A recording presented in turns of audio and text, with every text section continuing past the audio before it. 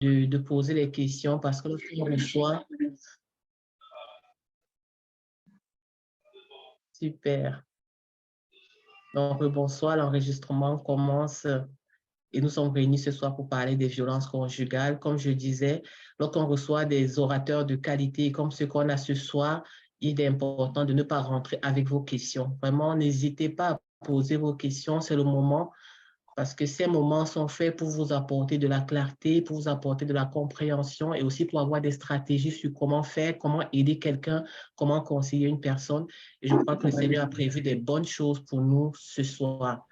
Donc, nous allons remettre ce temps entre les mains du Seigneur parce que nous croyons en Dieu et nos programmes sont basés sur le Saint-Esprit qui nous éclaire et qui nous conduit. Et nous saurons commencer toutes choses sans l'inviter à venir nous conduire. Donc, je vais demander à notre sœur Naomi qui est connectée ce soir de nous remettre entre les mains du Seigneur afin qu'il puisse prendre le contrôle de ce moment. Naomi, tu peux ouvrir ton micro, s'il te plaît, et remettre ces moments entre les mains du Seigneur. Ok, c'est bien fait.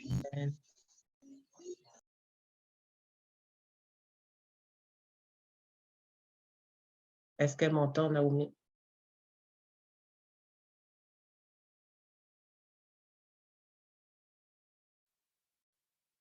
Non, elle ne me reçoit pas. Alors, nous allons prier. Nous allons prier. Seigneur, nous voulons te rendre grâce. Nous voulons te dire merci. Merci pour ce temps favorable, Seigneur. Tu nous dis dans ta parole qu'il y a un temps pour toutes choses. Et ce soir, Seigneur, nous voulons nous arrêter pendant ce moment pour te dire merci parce que c'est toi qui veux nous enseigner, c'est toi qui veux encore nous apporter plus de compréhension et de connaissance, Seigneur. Tu dis que ton peuple périt par manque de connaissance et parce que tu ne veux pas que nous puissions périr, tu veux nous enseigner ce soir autour de ce thème des violences conjugales. Tu veux nous apprendre quelque chose de nouveau, Seigneur. Et je te prie, Seigneur, pour les orateurs que tu as disposés favorablement, Seigneur, afin qu'au travers d'eux, Seigneur, tu puisses nous parler ce soir. Que tous ceux qui sont connectés ce soir, Seigneur, que tu puisses parler à leur cœur, Seigneur. Ne laisse pas une personne rentrer ce soir avec des interrogations, mais donne, Seigneur Jésus, à chaque personne d'avoir de la compréhension et de la clarté. Donne des réponses à ceux qui ont besoin, Seigneur, de réponses, Seigneur. Et nous voulons couvrir ces moments par le sang de Jésus, que toute connexion de quelque lieu vous connectez soit fluide au nom de Jésus. Merci Saint-Esprit de nous conduire, que toute la gloire te revienne au nom de Jésus. Amen. Amen. Merci Seigneur. Nous allons vraiment prendre un temps de louange et par la suite, je vais remettre la parole à nos orateurs vraiment spéciaux qui sont précieux pour nous afin qu'ils puissent nous accompagner. Dans la sœur Laure, je te laisse nous remettre ce temps de louange afin qu'ensemble nous puissions vraiment continuer à être connectés au Saint-Esprit qui nous dirige ce soir. Amen.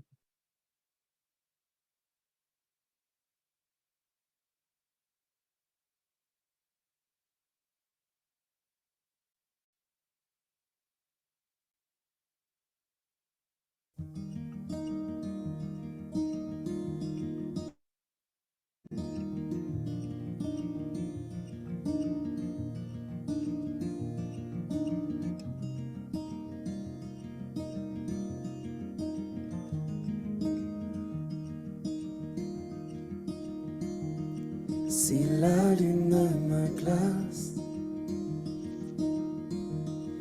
et le soleil me menace, Créateur des étoiles, mon secours est en toi. Si mes larmes ruissellent et que mon pas chancelle, Créateur de la terre, mon secours est en toi.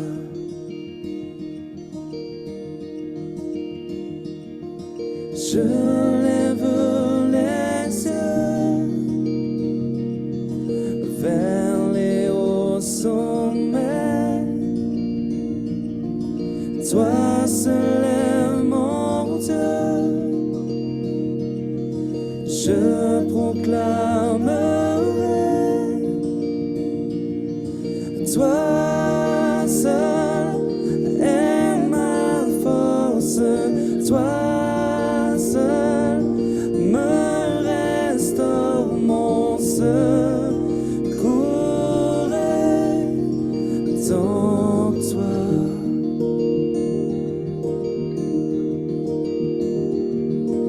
Toujours tu me portes, jamais tu ne dors, mon secours est en toi.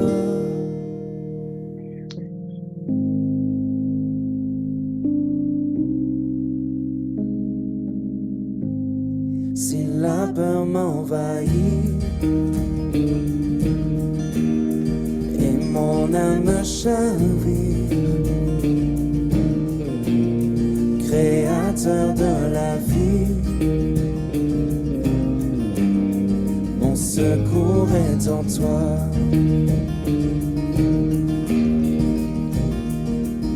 Je lève les yeux vers les hauts sommets. Toi seul est mon Dieu. Je proclamerai. Toi seul est ma force. Toi seul me restaure, mon secours est en toi.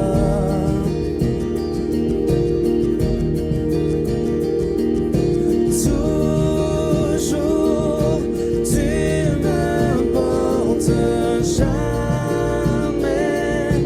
tu ne dors, mon secours est en toi.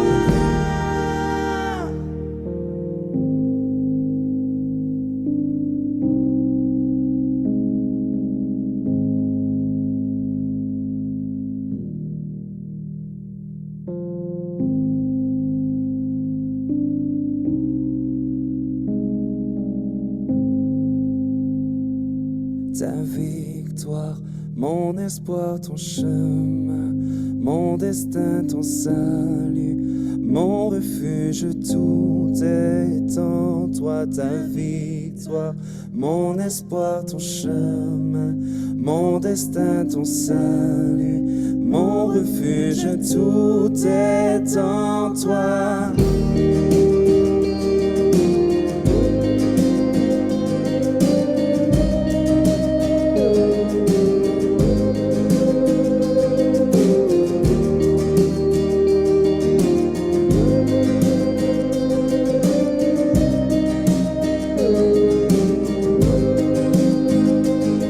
Ta victoire, mon espoir, ton chemin, mon destin, ton salut, mon refuge, tout est en toi. Ta victoire, mon espoir, ton chemin, mon destin, ton salut, mon refuge, tout est en toi. Ta victoire, mon espoir, ton chemin, mon destin, ton salut, mon refuge, tout est en toi. Ta victoire, mon espoir, ton chemin, mon destin, ton salut, mon refuge, tout est en toi.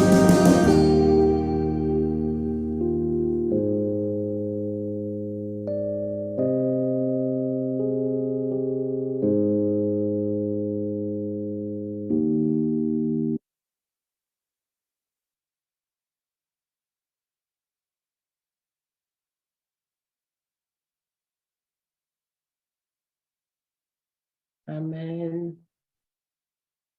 Bonsoir à ceux qui nous rejoignent.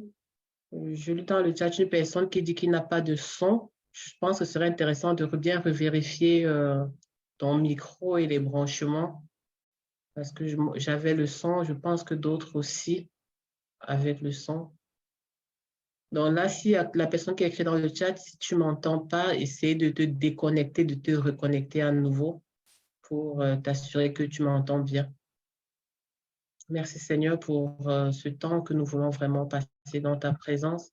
Et sans plus tarder, nous allons vraiment laisser toute la place à nos orateurs, le couple pastoral IMI qui sont là vraiment ce soir pour nous éclairer, pour nous apporter plus de clarté. Et actuellement, il est 20h14. Nous allons vraiment leur laisser toute la place et à partir de 21h, nous aurons vraiment un temps de questions-réponses. Alors, je laisse la place au couple pastoral d'IMI afin qu'il puisse se présenter et partager ce thème que le Seigneur a mis dans notre cœur. Et ils sont nos invités spéciaux, nous apprécions. Je vous laisse prendre toute la place. Bonsoir, bonsoir. Bonsoir. C'est un plaisir d'être là ce soir. Alors, non, je te laisse le mettre en plein écran, s'il te plaît. Vous nous écoutez? Très bien, on vous entend très bien. Oui. D'accord, merci. Bonsoir, nous vous saluons au nom de notre Seigneur Jésus-Christ et nous nous réjouissons d'être parmi vous ce soir dans ce thème qui va nous accompagner. C'est un thème assez délicat et nous croyons que le Seigneur, par son Esprit Saint, nous aidera à adresser le sujet selon la parole de Dieu parce que c'est elle qui nous guide et je laisse la parole à mon cher époux. Voilà, nous sommes pasteurs en Allemagne, nous sommes Emmanuel et Virginie Limi. Nous sommes fondateurs et pasteurs de la Glory International Ministries en Allemagne et nous sommes conseillers conjugaux.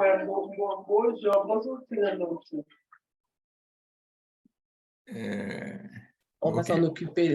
D'accord. Donc, je disais, nous sommes conseillers conjugaux et également spécialistes en relations d'aide. Depuis mariés déjà depuis 19 ans.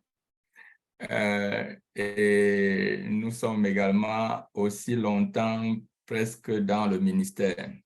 Nous travaillons beaucoup avec les couples. Nous coachons beaucoup de couples, beaucoup de familles et nous sommes aussi très impliqués dans la relation d'aide en général, la question de l'âme, tout ce qui concerne l'âme et c'est quelque chose qui nous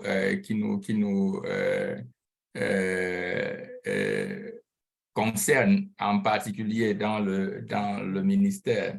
Alors, lorsque Laure nous a approchés par là, nous demandant de traiter de ce thème de violence conjugale, nous avons d'abord dit oui. Pourquoi nous? Et c'est un thème assez challengeant, c'est assez controversé et aussi assez compliqué. Même dans le milieu chrétien, il faut dire que de plus en plus, on rencontre cette problématique des violences conjugales. Malheureusement, très peu sont informés, très peu savent comment gérer ce genre de situation, très peu savent où se tourner, vers qui se tourner, etc. Et même comprennent ce que c'est qu'une violence conjugale. Donc, c'est ce que nous allons essayer de vous apporter en quelques minutes. Le temps qui nous a été imparti, malheureusement, il y a tellement de choses qu'on peut dire là-dedans, mais nous allons essayer de comprimer cela au maximum et vous permettre d'avoir une substance à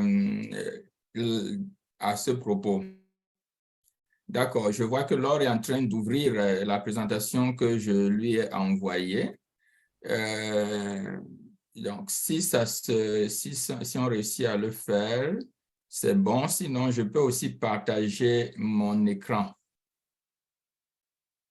Et nous pouvons lancer.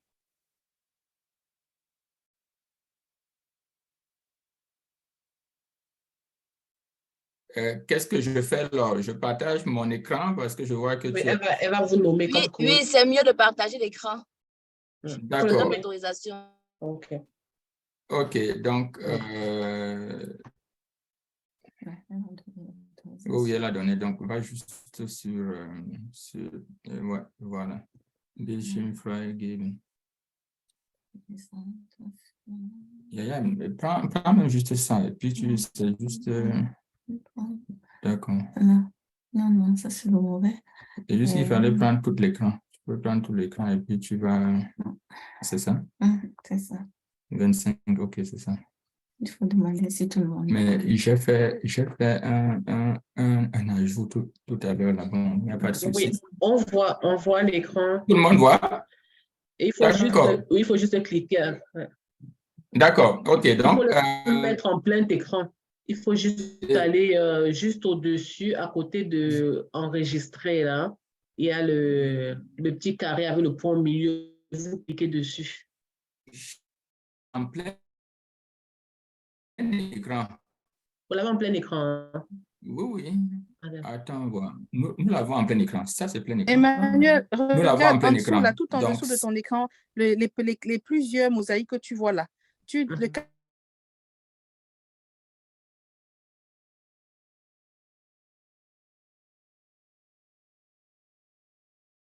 À côté de Notizen. Tu vois, regarde, tu as Notizen, tu es sur un premier affichage. Tu vas au 4e affichage. En bas à droite, tu as juste à côté du volume. À côté du volume. En bas, tout en bas à droite. En bas à droite. En fait, nous sommes là. Nous sommes là. Quand nous appuyons, nous avons en même temps... C'est pas ça. Mais nous sommes en principe déjà dans le... vous êtes en plein écran? En plein écran, oui. Nous sommes en plein écran. On n'est pas en plein écran parce que ça montre que l'option plein écran n'est pas activée. Nous, on le voit. Tu as le titre du message, une communication 2023 en bas. Tu as Notizen. Est-ce que vous voyez Notizen en bas là? Nous, chez nous sommes en plein écran. On ne voit pas Notizen. C'est où Notizen? Pas de Notizen ici. Chez nous, nous sommes en plein écran. Bon, et nous avons juste notre image. Il n'y a pas de problème. OK. Bon, Bildschirm, va dans Bildschirm voir, clique là-dessus.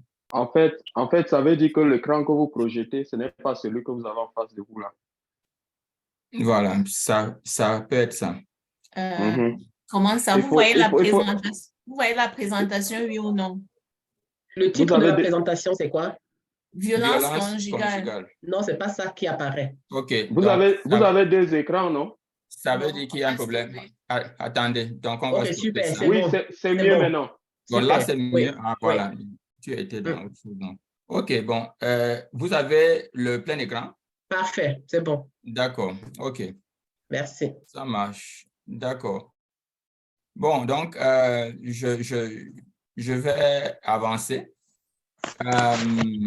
Alors, violence conjugale, disons, on va d'abord commencer par comprendre ce que c'est que les violences conjugales. En fait, la violence conjugale est, par définition, elle peut être dans une relation privée ou privilégiée, une atteinte volontaire à l'intégrité de l'autre. C'est-à-dire une emprise, un conditionnement dont il est difficile de se dégager lorsqu'on est la victime de la violence. Donc, nous avons là, d'un côté, l'agresseur et de l'autre côté, la victime. Je vais à chaque fois parler d'agresseur et de victime. Vraiment, ne nous sentons pas agressés par ces mots. Parce que en fait, il n'y a pas d'autres mots plus doux pour exprimer ça. mais on se comprend un peu. Nous pouvons parler même de bourreau, la personne qui exerce la violence. Alors, cette violence n'est pas généralement accidentelle. En cas de violence conjugale, ce n'est pas une violence accidentelle, mais c'est un abus de pouvoir dans une relation de couple où l'un des conjoints utilise un rapport de force pour contrôler l'autre. Je vais dire que dans ma partie, je vais parler des aspects généraux des statistiques et tout ça, dans la définition des statistiques des différentes, comment reconnaître les violences conjugales, etc. et tout. Et mon épouse viendra par la suite pour présenter l'aspect biblique. Et comment, en tant que chrétien, qu'est-ce que la Bible dit par rapport aux violences et qu'est-ce qu'il faut faire pour la conclusion à la suite. Alors,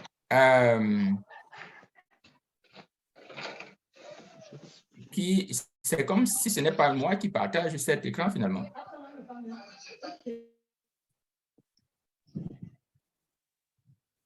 Laure, c'est toi qui as partagé parce que j'ai l'impression que c'est toi qui es... Oui, c'est moi qui ai partagé comme tu n'arrivais pas à ouvrir. Voilà, donc si tu peux continuer, voilà.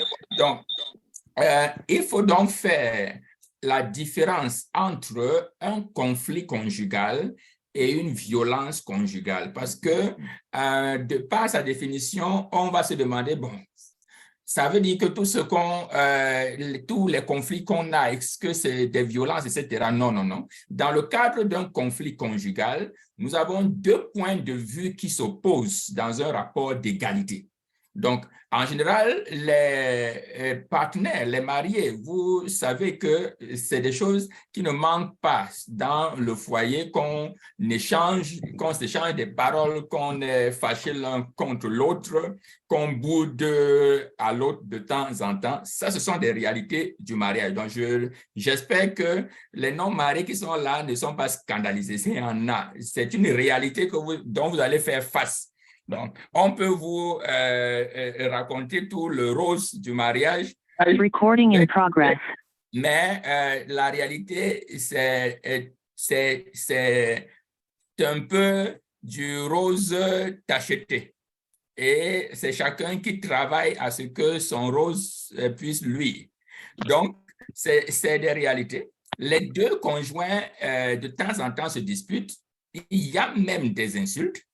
Et je vous assure, même dans des couples chrétiens, ils se crient dessus.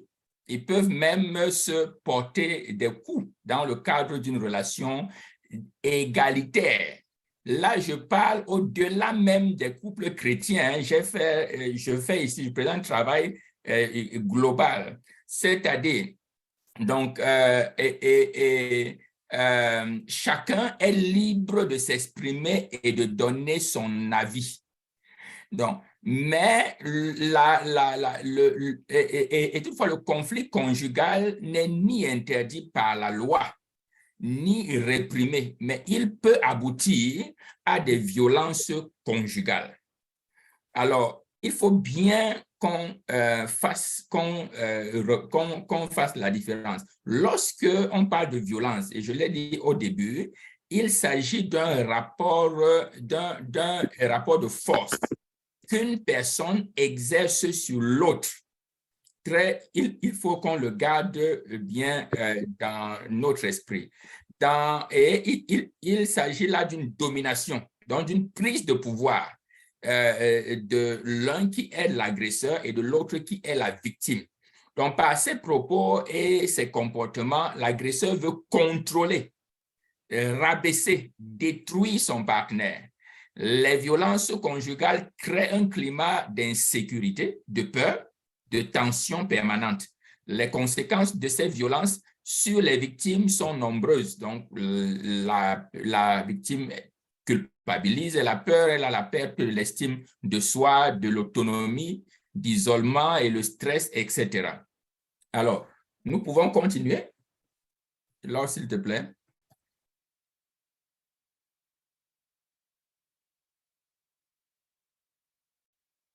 Alors, regardons un peu à quelques chiffres qui concerne les violences conjugales et particulièrement les violences physiques et sexuelles. Je précise ça bien parce qu'il y a d'autres types de violences qui sont difficiles à quantifier et dont les services habilités des chiffres là-dessus. Je vais nous expliquer ça par la suite. En ce qui concerne les conjoints, et j'ai pris les chiffres de la France, je veux préciser parce que puisque le programme, c'est un programme qui se passe en France, bien que je suis en Allemagne, j'ai quand même des chiffres en tête pour l'Allemagne. Je vais faire de temps en temps quelques comparaisons avec l'Allemagne. Sur la période en 2011 et 2018, on a eu 213 000 femmes en 18 et 75 ans victimes de violences sexuelles par an en France. Et ces violences de violences physiques ou bien physiques et sexuelles ou physiques ou sexuelles. Donc, et puis, parmi ces 213, 80% sont des femmes. Ces chiffres se rapprochent un peu à ceux de la France, ou alors le pourcentage est le même environ, mais en termes de chiffres, de nombres, la France est un peu plus élevée ou suffisamment élevée par rapport à l'Allemagne. Si je m'arrête juste au chiffre de 2020, nous allons voir qu'en France, il y a eu 159 400 victimes de violences sexuelles. En Allemagne, on parle de 143 000 en 2020. Et la tendance a baissé en comparaison avec, 143 000 en 2021, bien entendu, en 2021. En 2020, elle était de 3% plus que cela en 2020. Donc, on avoisinerait les 150, presque nous serons peut-être vers 147 000 en 2020, comparé à celui de la France. Mais le pourcentage femmes-hommes reste pratiquement le même parce qu'en Allemagne comme en France, on a 20% qui sont environ 80% sont femmes et 20% sont hommes et tout. Donc, ici, en 2020 même, nous avions 87% de femmes en France. Donc, et puis, il faut dire que ces chiffres, néanmoins, ne reflètent pas la réalité parce que ceux-ci sont seulement des cas qui ont été signalés, soit à la police, soit aux services sociaux, soit à un service quelconque. Mais il y a à côté de ça beaucoup de cas de violence conjugale qui ne sont pas signalés, où la victime préfère ne pas en parler, ni à ses proches, etc. Au maximum, peut-être à une ou deux personnes de ses proches, mais même ses proches ne signalent pas. Alors, même les enfants sont anti quelque chose, subissent cela. En France, le Haut Conseil de l'égalité estime que 393 310 enfants sont victimes de violences entre leurs parents. C'est énorme. Ça fait 42% sont des enfants de moins de 6 ans. 2 enfants sur 3 vivent dans un foyer où les violences sont répétées. Donc, vous pouvez comprendre quel traumatisme est-ce que les enfants reçoivent. En tant que spécialiste de relations d'aide, nous avons le plus souvent des personnes qui vivent des troubles comportementaux à cause suite aux effets des traumatismes qu'ils ont vécu dans l'enfance. Donc, et ça, c'est à prendre très au sérieux. Lorsque l'on a vécu des violences dans la famille, chez les parents, cela a des conséquences dans l'évolution de l'enfant, de même que plus tard, même dans son foyer. L'enfant en question, je vais y revenir quelque part, là, peut devenir lui-même un agresseur. Ou alors, peut avoir des problèmes véritables, même à vivre un foyer stable. Maintenant, le cycle de violence, la violence conjugale se fait dans un cycle. En fait, ce n'est pas quelque chose, quand beaucoup de gens ont souvent l'impression que, OK, non, comme ça a commencé, ça va s'arrêter vite. Mais le plus souvent, les études ont montré que c'est un cycle infernal. Donc, il recouvre de nombreux actes et comportements qui s'inscrivent, se répètent et s'intensifient. Donc, l'emprise sur la victime est de plus en plus forte. Au fur et à mesure du temps, cette dernière peut être exposée à des agressions quasi quotidiennes et qui peuvent même conduire à la mise en danger de la vie de la victime. À côté des chiffres que je vous ai donnés là, tout à l'heure en termes de violence conjugale, il y a des décès et même des homicides dus aux violences conjugales. Et les chiffres, justement, sont aussi alarmants. On note que, et ça, je n'ai pas mis dans ma présentation, tous les 2,5 jours, il y a une victime de violence conjugale, particulièrement les femmes. Une femme meurt tous les 2 jours et demi de violence conjugale. Et ça, c'est dramatique. Alors, les 4 phases de violence du cycle de la violence que je nous ai présenté tout à l'heure sont les suivantes. Ça commence par la phase 1, la mise en place d'un climat de tension. Donc, je vais nous dire à chaque fois comment l'agresseur et la victime se comportent et puis ce qu'il faut faire. Alors, au niveau de l'agresseur, nous avons les accès de colère, les menaces du partenaire. Il impose le silence même à son partenaire et il s'installe un climat de tension à la maison. Il prétexte systématiquement la prétendue incompétence de la victime.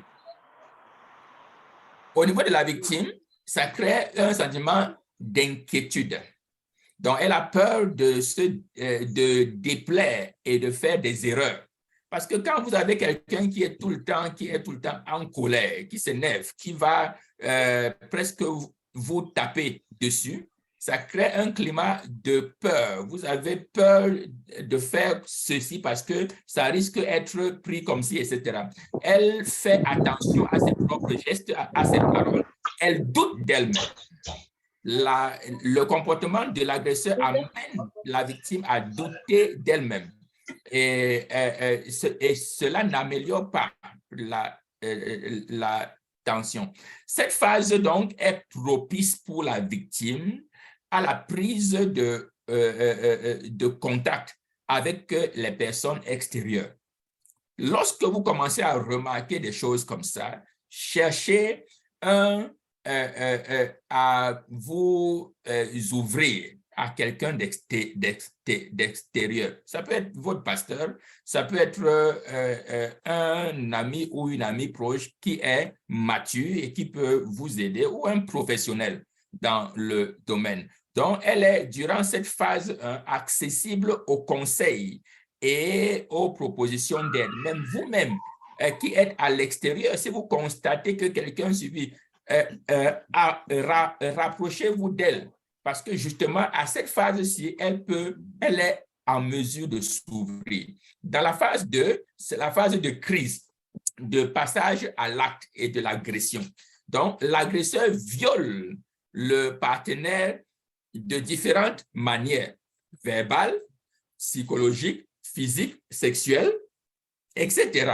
Il instaure la peur et il a repris le contrôle et le pouvoir.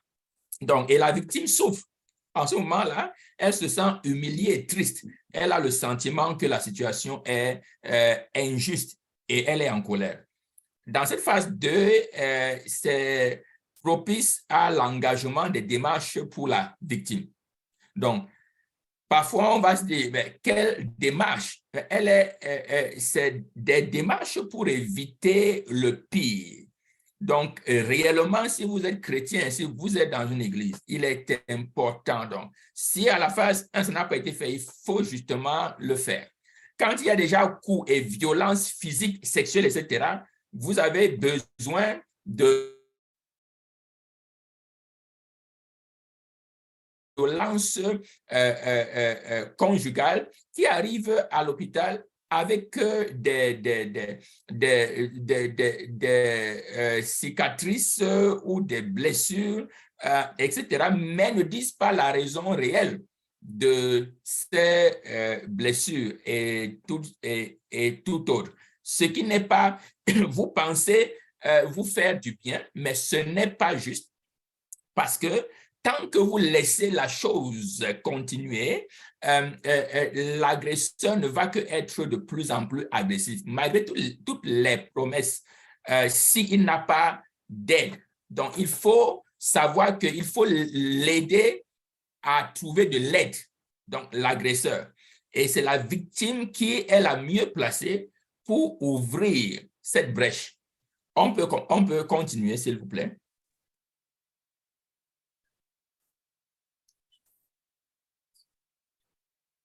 Ah, OK. Non. Tu es déjà à la phase 3 et 4. OK, je n'ai pas bien vu. D'accord, merci. Donc, je parlais de... Non, 3 et 4, voilà. Je n'ai pas vu ça tout à l'heure. Donc, la phase 3 est la phase de la justification. L'agresseur va s'excuser. Il y a des situations justement dans le foyer où vraiment, après avoir battu sur toi, par exemple, il a du remords et il s'excuse. Donc, et puis même quand, parfois même quand il s'excuse, il va même minimiser l'acte. Il va chercher à te faire porter l'acte ou alors à faire porter l'acte, les raisons de son acte à la victime, donc à faire culpabiliser la victime. Et à ce niveau-là, la victime va tenter de comprendre ses explications. Elle veut l'aider à changer parce qu'elle voit que, OK, la personne, l'agresseur, s'est excusée, montre des signaux de changement, etc. Elle doute de son propre ressenti, ce qui l'a conduit à minimiser l'agression. Et elle se sent donc coupable et responsable de la situation. Durant cette phase, la victime peut douter du bien fondé de la démarche parce que pour aller, elle va se dire OK, elle peut encore gérer la situation. La situation est gérable. Bon, il m'a tapé une fois. Bon, mais vraiment, il s'est excusé. Il m'a tapé encore une deuxième fois. Non, il a tiré mes cheveux, etc. Mais bon, voilà, il s'excuse et puis on peut trouver une possibilité de gérer ça. La quatrième phase, c'est la phase de la calmie. Parfois, dans cette phase, dans ce cycle-là, il arrive une phase d'accalmie. Après que l'autre s'est excusé, etc., il demande pardon, il parle de se soigner. Peut-être ça peut être un problème d'addiction qui cause cette agression. Il va donner toutes les promesses de trouver un moyen de se soigner, s'engager à une thérapie. Il adopte un comportement positif et se montre même sous son meilleur visage, absolument. Et puis, la victime reprend l'espoir car l'auteur semble avoir clarifié et avoir compris. Voilà. Durant cette situation, cette phase-là, la victime fait souvent marche arrière. Donc, peut-être qu'il y avait des démarches qui avaient été engagées, etc. On fait marche arrière, on annule toutes les démarches, etc. Parce que, voilà, l'autre est en train de changer. Mais, comme vous avez vu au départ, c'est un cycle. La plupart des temps, si ce problème n'est pas réglé, n'est pas réglé en profondeur et tout, la violence revient. Ce cycle va revenir. Donc, c'est pourquoi il est très important de faire attention à ça. Nous pouvons continuer. Alors, à ce niveau, comment reconnaître les violences conjugales? Il y a ici, là, un tableau que je vais vous présenter. Ça va du vert au rouge en passant par le jaune pour vous montrer déjà des signaux pour lesquels donc, vous devez faire attention. Au niveau du vert, c'est encore mieux, c'est-à-dire dans une relation où l'autre, où chacun respecte les décisions, les goûts et respecte l'autre, accepte vos amis, vos proches, vos familles. Il y a, il y a de la confiance qui règne. On est épanoui dans le foyer. On s'assure d'être en accord et de travailler ensemble. Absolument. À ce niveau-là, vous avez une relation qu'on pourrait dire relation saine. Maintenant, ça va du scala de 1 à 24, je pense. Nous sommes là de 1 à 6. Après, maintenant, nous continuons avec le prochain slide. À partir du moment où vous devez être vigilant et commencer à dire stop, alors il y a de la violence. La violence commence quand quoi? Quand il t'ignore lorsqu'il est en colère. Donc, il se met en colère et puis vous passez des jours sans que la situation ne se règle. Donc, il te fait ou elle te fait du chantage parce que ça va dans les deux sens. Parfois, c'est vrai que la plupart des temps, c'est l'homme qui est le bourreau ou bien la personne te rabaisse, ton conjoint te rabaisse et te manque se moque de toi en public, te manipule, est jaloux en permanence, contrôle tes sorties, tes habits, etc. À la loupe, fouille dans tes affaires, etc. tout le temps, insiste pour que tu envoies des photos intimes, tu lui envoies des photos intimes, etc.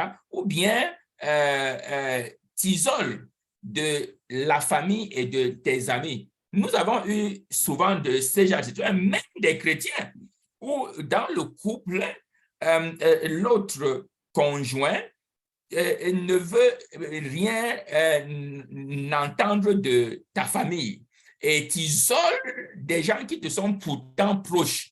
Ce genre de situation même se passe dans beaucoup de couples et parfois on pense que c'est anodin. Et là, les conflits, c'est là où les conflits commencent. Et ces conflits-là peuvent aller parfois même à de la violence. Pendant qu'il ou elle t'isole de ta famille et de tes amis, il se rapproche ou elle se rapproche de sa famille et de ses amis. Et ça, c'est des signaux.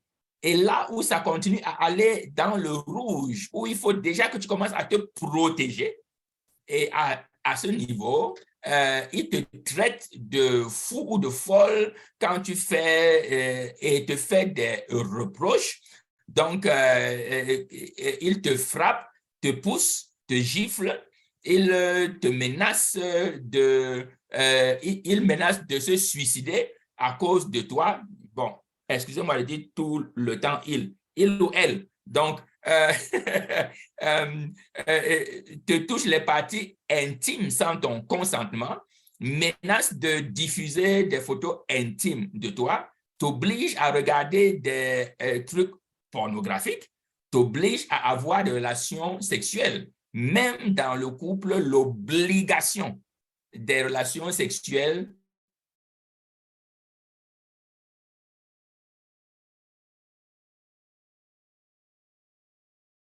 ce n'est pas une relation de force, sinon c'est de la violence, on est en train de te violer.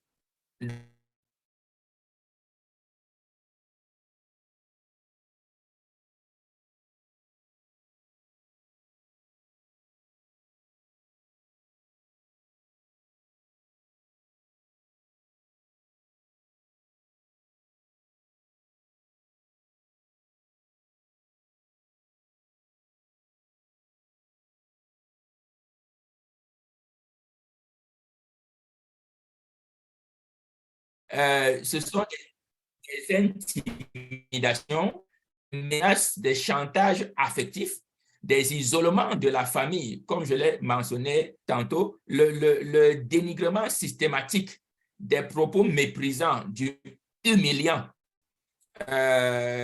dévalorisation, menace de mort même. Donc, contrôle systématique des sorties, interdiction de parler, etc., etc. Ça, c'est une forme de violence. C'est bon ici. C'est une forme de ce sont des formes de violence psychologique. Maintenant, les violences économiques, ça existe. Quand vous avez un partenaire ou une partenaire qui contrôle vos dépenses au centime près, je vous assure, nous avons déjà eu ce genre de cas. La non-remise d'argent pour vous et pour les enfants. Nous avions un couple, un des exemples qui me vient en tête, c'était, et nous avons eu ça plusieurs fois, où le mari s'accapare de tout sur le plan économique, des finances.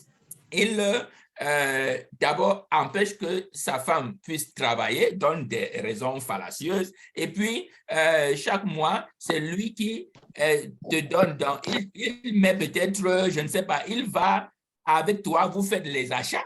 Lorsqu'il a fait les achats, là, il te met 10 € sur la table pour des dépenses, etc. Et chaque fois que tu as besoin d'un petit centime, d'un petit rien, il faut que tu lui demandes. Ça, c'est une forme de violence économique.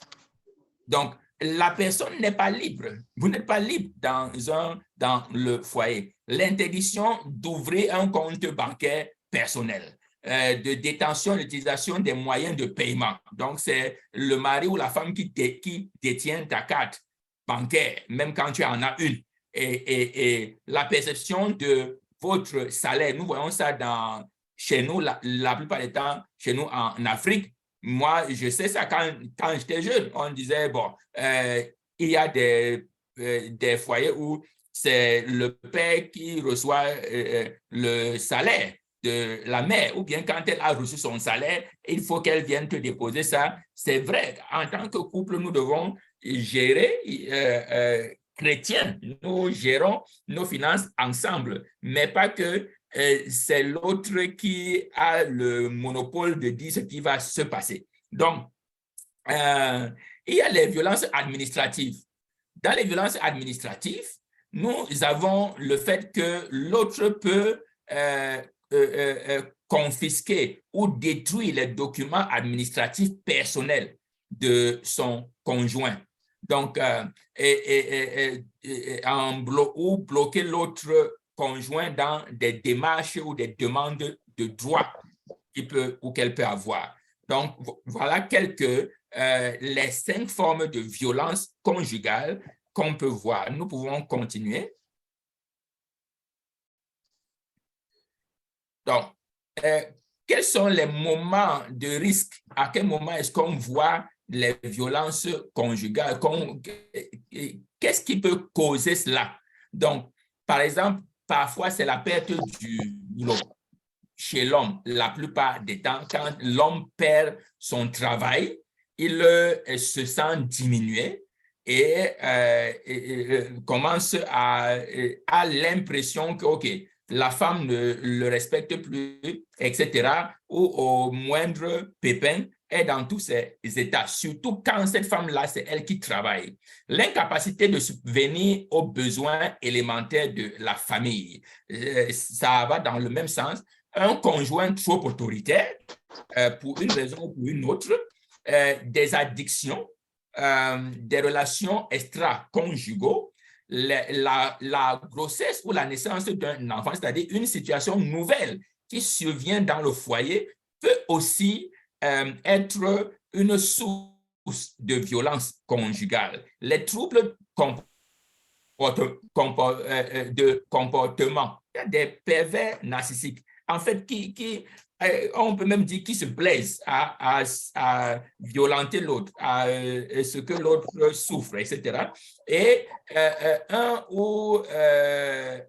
ancien ou une ancienne victime de violence conjugale. Et l'autre point que j'ai mis tout à l'heure, mais ce n'est pas allé dans la présentation que j'ai envoyée alors, c'est lorsqu'on a vécu soi-même des violences conjugales dans son enfance, ça peut être aussi une raison, un moteur. Ça peut constituer justement ce qu'on a vécu dans l'enfance, peut également faire en sorte qu'on est dans un foyer et puis on se met à exercer la même chose. Donc, je vais m'arrêter à ce niveau. J'ai essayé de courir, mais bon, je vais laisser la parole à mon épouse pour continuer avec l'aspect biblique des violences conjugales avant qu'on ne conclue. Merci pour cette première partie qui est véritablement révélatrice. Et nous allons parler des violences conjugales en regardant la Bible. C'est vrai